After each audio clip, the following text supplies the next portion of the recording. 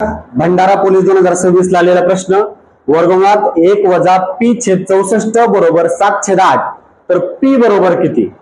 बघा वर्गमूळ, आता हे वर्गमुळाचं चिन्ह घालवायचे आपल्याला. वर्गमुळाचं चिन्ह घालवण्यासाठी त्याचा काय करावं लागेल? वर्ग करायला लागतो. बघा वर्गमुळाचं चिन्ह घालण्यासाठी त्याचा वर्ग करावा लागेल.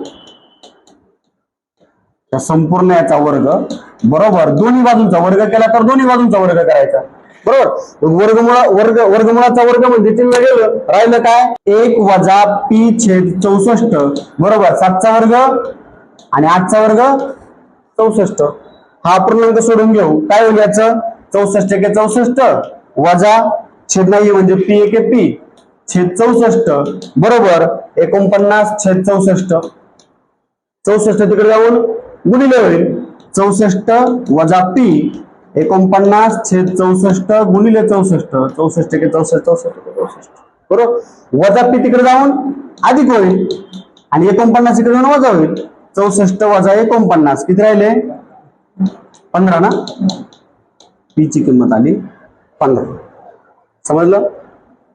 काय केलं बघा, वर्गमुळाचा जर वर्ग केला तर वर्गमुळाचं चिन्ह निघून गेलं. याचा दोन्ही बाजूंचा वर्ग करायचा. 7चा वर्ग 49, 8चा वर्ग 64 आणि मग आता हे अपूर्णांक आहे, हा अपूर्णांकाची वजाबाकी अपूर्णांक सोडवला, याचा तिरक जुना करा. 64 एके 64 वजा p आणि छेद 64. 64 तिकडे जाऊन गुणिले झाला, 64 ला 64 गेला, वजा p येतो धन केला, ऋण p होता ना तो धन केला आणि 49 तिकडे आणून वजा केला, दोघांची वजाबाकी 15.